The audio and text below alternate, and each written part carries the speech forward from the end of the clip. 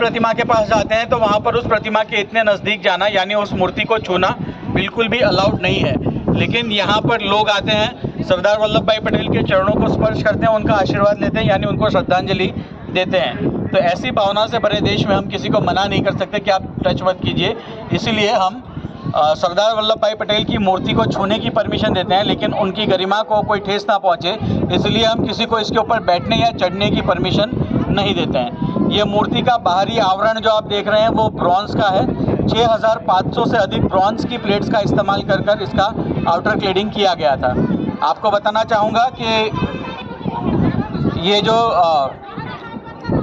पूरा ब्रॉन्ज है, इस प्लेट की 8 mm से थिकनेस शुरू होती है जो 16.5 mm तक जाती है, यानी हर अलग अलग स्टेज पर अलग अलग तरह की थिकनेस है।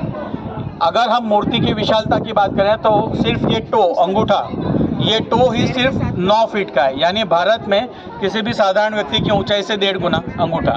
अगर हम पूरे पैर की लंबाई की बात करें, सैंडल की बात करें, तो वो तकरीबन 70 फीट के करीब है। यहाँ से हम सरदार वल्लभ भाई पटेल की मूर्ति को अगर देखें तो आपको उनकी सादगी का पता चलता है कि ये कितने इतनी बड़ी व्यक्तित्व होने के बाद भी कितना सादगी भरा जीवन जीते थे।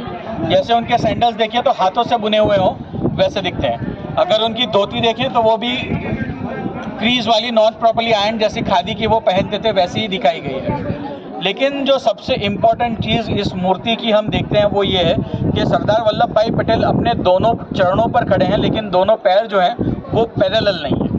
ये पैर थोड़ा पीछे है और वो पैर थोड़ा आगे है और थोड़ा सा उठा हुआ है, यानी सरदार वल्लभ भाई पटेल को इस मुद्रिका में, यानी आगे चलने की मुद्रिका में दर्शाया गया है। तो इससे हम पूरी देश दुनिया को एक छोटा सा संदेश भेज रहे हैं कि सरदार वल्लभ भाई पटेल आगे बढ़ रहे हैं, यानी हमारा देश आगे बढ़ रहा है। दुनिया की ये सबसे ऊंची प्रतिमा मात्र 46 महीने में कंस्ट्रक्ट कर खड़ी की गई, यानी दुनिया की टॉलेस्ट के साथ साथ ये दुनिया की फास्टेस्ट बनी स्टैचू है।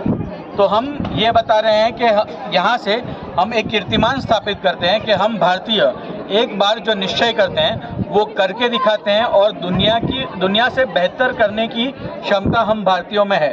तो हर भारतीय वो गर्व को महसूस कर सके, इसलिए लोगों को यहाँ पर लाया जाता है। अब अगर आप फोटोज़ लेना चाहें